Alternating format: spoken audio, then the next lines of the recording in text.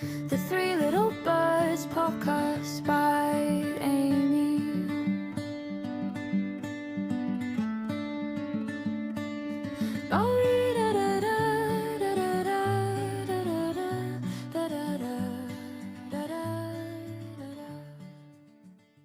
Well, hello there, my friend, and welcome back to another episode of the Three Little Birds podcast. If you're new here, welcome. I'm Amy. So lovely to have you with me today.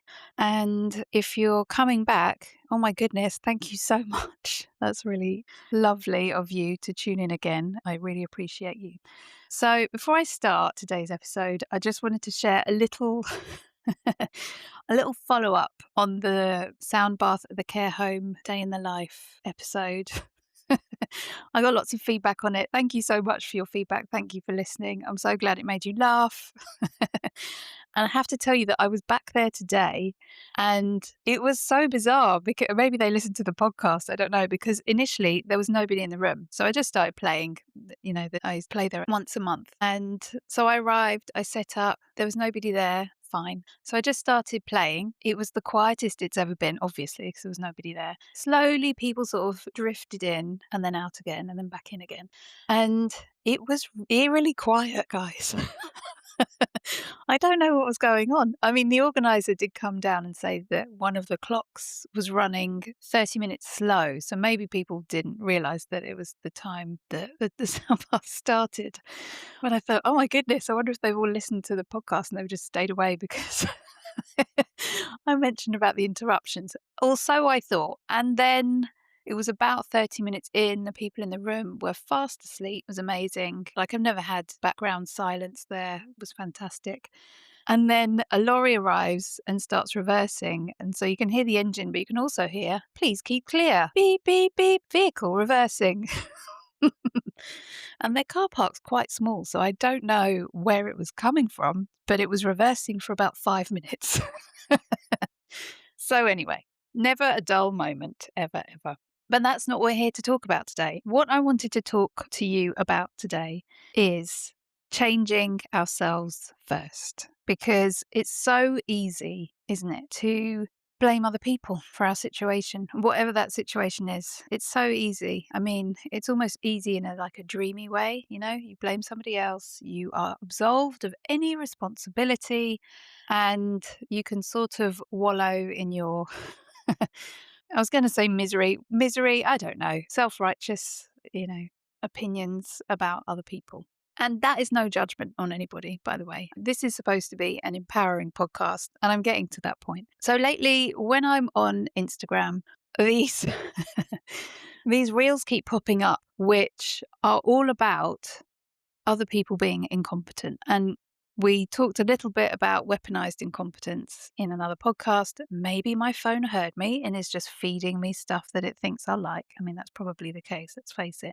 But it's really interesting because it's very easy to get into a mindset of, well, my life experience is like this because they make it like this, right? And while those reels that I see and then, let's be honest, share with my friends are amusing in a way, they could also be destructive in a way, right? Because it's going to shift how we think about people, maybe your partner or your children or the people around you at work or whoever. It can get you focusing on the things that those people don't do, the things that those people do but don't do well. It can get you thinking about what their motivations are, and is there something more sinister or unkind or manipulative in their behavior. And it's important to be aware, right? I'm not saying blindly trust everybody you come into contact with, but you don't want to tip over the edge into criticism and judgment and negativity, because that's not a nice place to live. So really, this has come from a note in my phone that I wrote to myself. I coach myself because, let's face it, everybody needs coaching sometimes. So this is what the note says. I'll read it to you. Don't try to change them. Change yourself first. Show them what it looks like. Level up. Put some, I swore, effing energy into it. And then I wrote, I'm so bored of the voice in my head having a go at me all the time about how I've fallen short, how I could be better.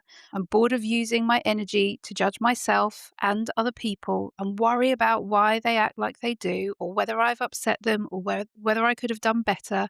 It's not up to me. Why am I wasting my time with that nonsense? Who cares? I need to stop wasting my time with this. I want to be happy.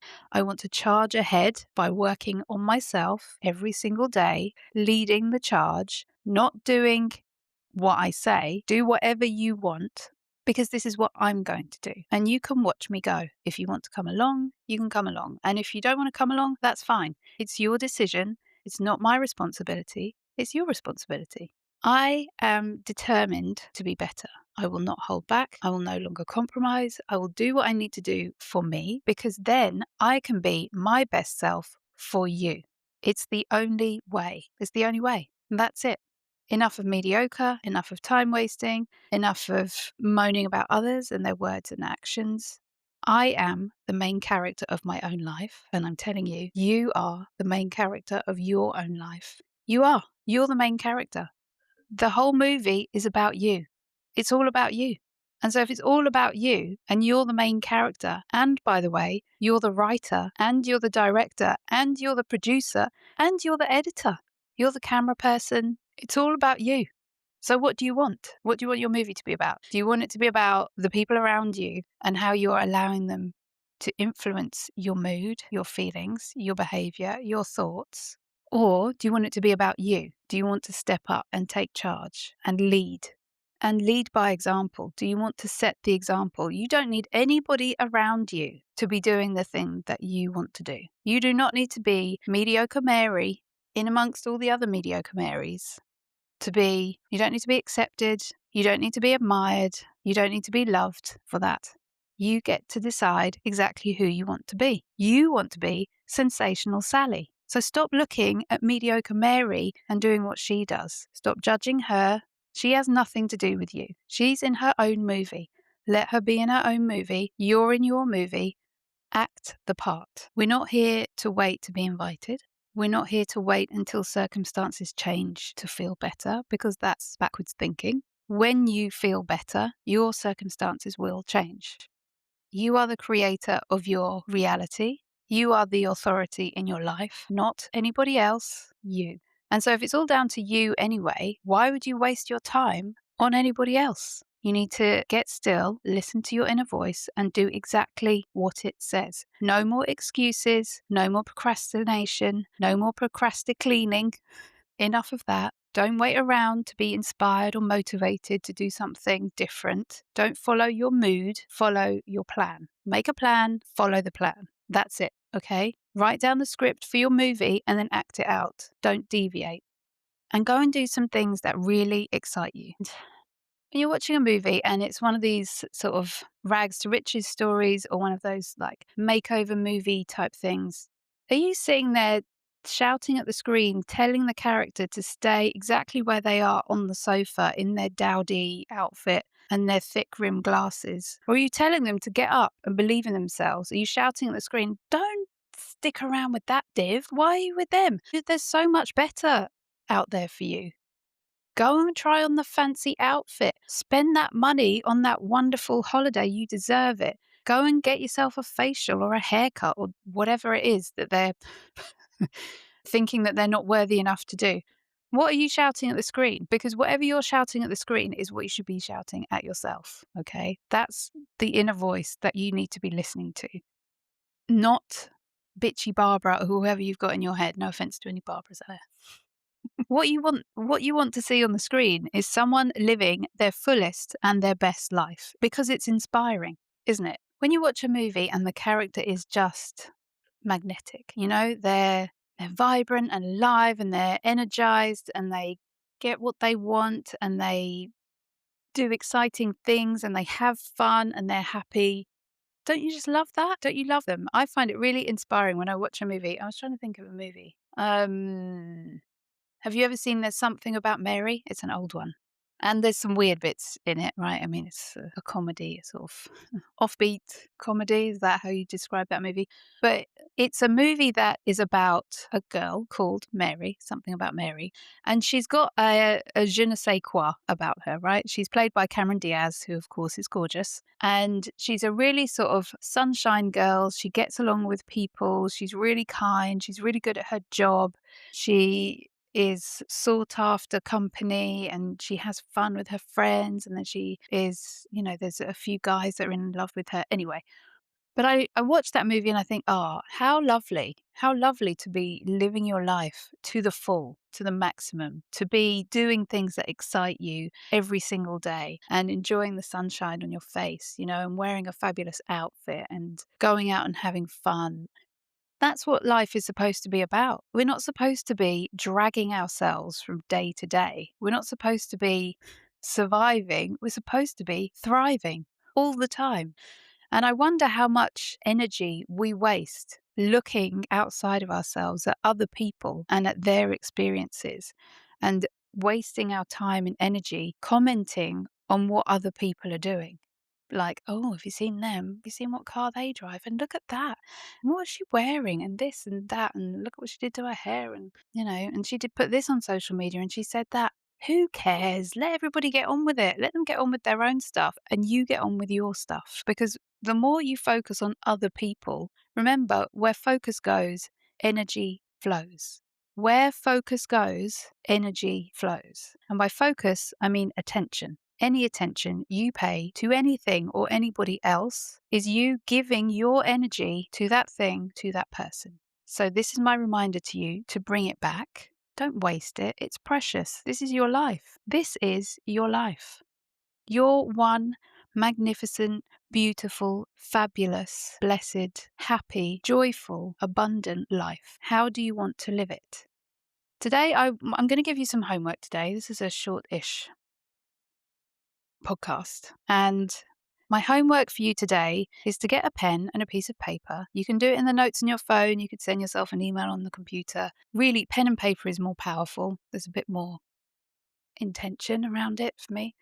I would take a pen and a piece of paper and I would write my best day ever at the top of the page. Okay. Best day ever. And then I would take a couple of minutes. Maybe you close your eyes and meditate for a minute. Maybe you put on your best hype music, whatever gets you connected, vibing, going, feeling amazing. And then I would write down from the very moment you open your eyes to the moment you close your eyes at the end of the day, your best day ever. Don't limit yourself. There are no limits. This is your imagination. The imagination is the scissors of the mind, okay? And what that means is whatever you imagine, whatever you visualize, whatever you can conceive of in your mind, you can create in your reality. You can do it. I know you can do it because I've done it, okay? And so what I'm encouraging you to do is to use the scissors of your mind, use your imagination, let it roam wild and free, and write down every single thing that you would love to happen in your ideal day. You could write it like a movie script. You could write it, third person. So Amy's best day ever. Sometimes it's a bit easier if we detach ourselves and we see it as a sort of character. You could write the story of your life if you have long enough. Write down exactly what you love about a day. So in a previous episode, I talked about a joy list. Maybe you bring in some of your joy list things. Maybe you bring in some of your favorite people. Maybe you bring in some of your favorite activities. Do you want to work? If you want to work, you write down your ideal job. Write down how much you earn. Write down the car you drive and the house you live in, or the home you live in, or the country you live in if it's not where you are right now. How are your relationships? How is your health? What's your wardrobe like? How does your hair look? How do you feel? How do you feel going through your day? Write it all down. And I want you to get excited about it, okay? Because this manifestation stuff, which is really what we're talking about here, it only works if we get emotionally involved. Okay, so your conscious mind is the thinking mind. Your subconscious mind is the feeling mind. And we want to engage the subconscious mind because the subconscious mind does not know the difference between what is real and what is imagined. which is insane, isn't it? That's crazy to think about that. Think about that again. Let me say it again. The subconscious mind cannot tell the difference between what is real and what is imagined. And that's why when you're sitting on the sofa worrying about your kids, you can get upset because you're engaging your thinking mind to think about a scenario that, let's face it, probably won't happen. Your subconscious mind gets involved with emotion, and suddenly there's a physiological response in your body. Your heart beats faster, maybe you start sweating, maybe you start crying, maybe you start shaking, you get really nervous, butterflies in your stomach, and you're still sitting on your sofa, and everyone you know is perfectly safe and fine. So if you can use your imagination to do that, you can use your imagination for the opposite, can't you? You can use your imagination to create the life you really want. And you can engage in the feelings that will come up once you have achieved that life for yourself. So that's what we're going for. We're using our imagination for good. You can use it to create fear and worry, or you can use it to create your ideal life. So why wouldn't we use that fantastic, amazing power to create the life we really want for ourselves? It seems silly to waste it, right? Why would you waste it getting yourself all upset and stressed out? So, your homework is to sit down with a pen and paper, put on your favorite music, and then write down your ideal day. If you can do it in the first person, so I, that's great because the word I am, are the most powerful words in the universe. Your word is your wand, said Florence Scovel Shinn. I recommend her books, very good. And Neville Goddard said, feeling is the secret. So if your word is your wand, meaning there is magic in your words, you can cast a spell with your words. And I'm not talking witchery. I'm talking about creating the life you want with your words. Neville Goddard said, feeling is the secret. So if you use your words to create a story of the life you want, and then you add feeling to it, that's the secret.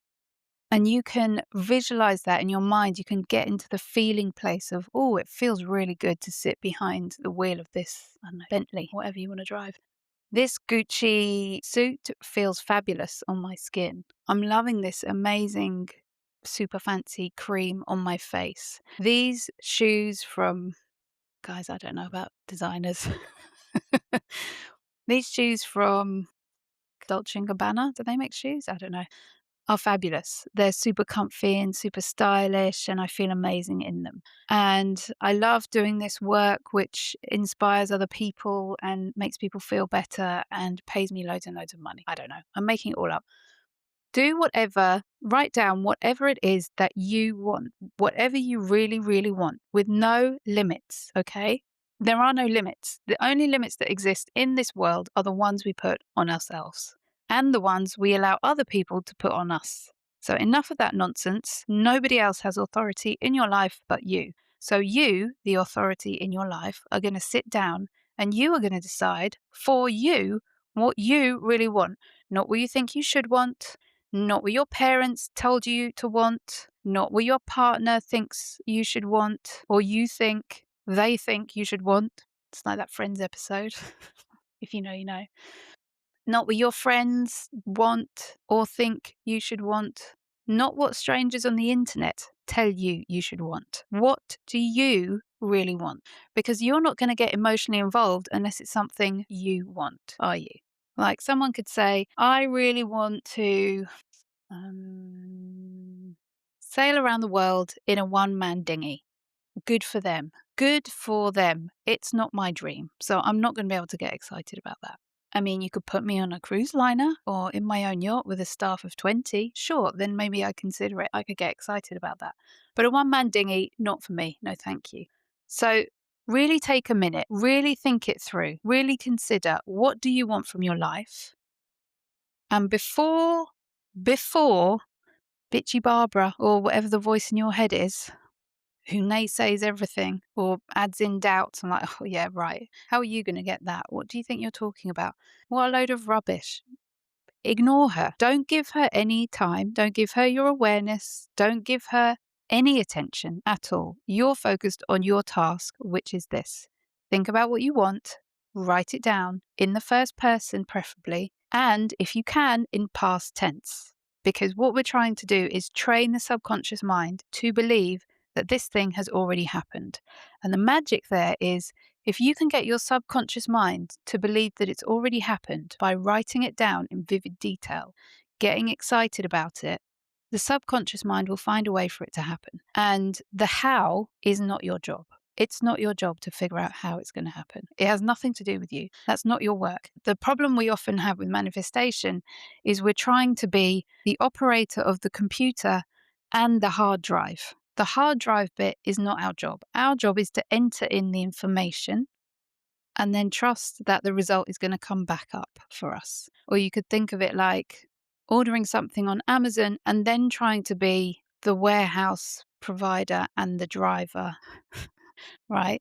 It's not our job to create the product and send it to the warehouse and then drive it to the delivery address. That's not our job. Our job is to place the order and trust that it's going to turn up when it's ready.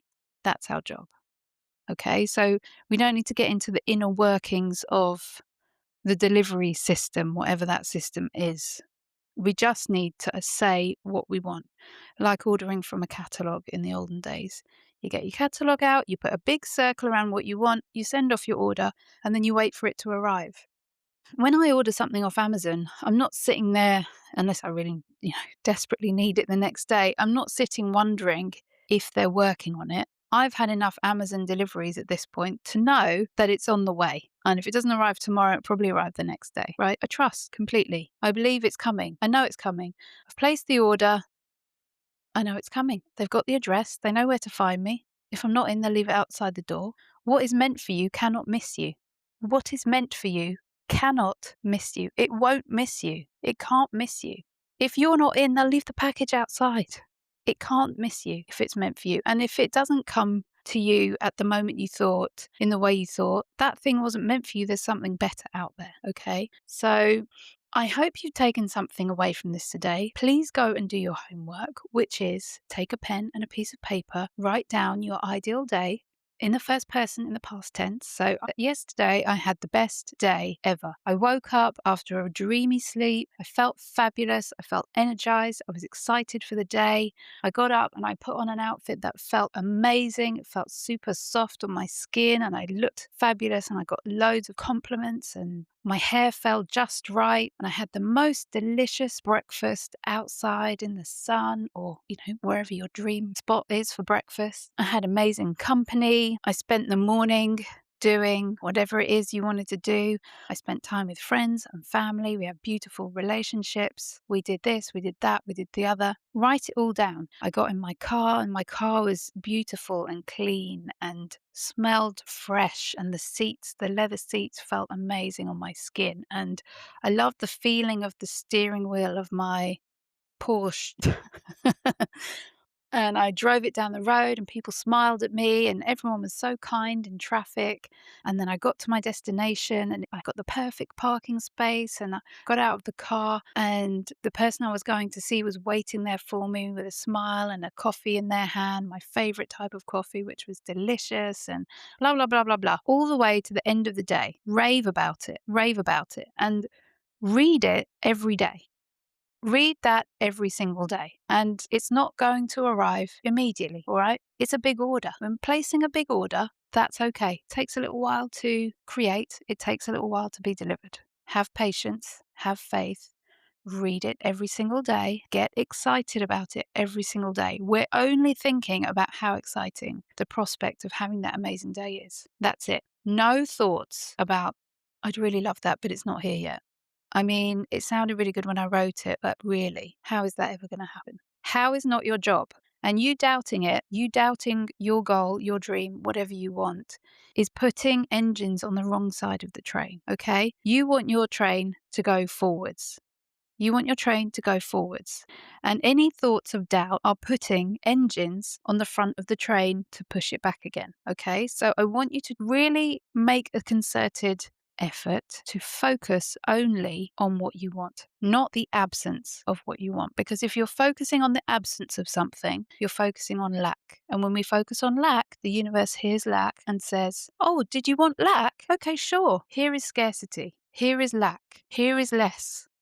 When you focus on what you want and only on what you want, is, oh, you want more? You want abundance? You want to thrive? Sure, here's that.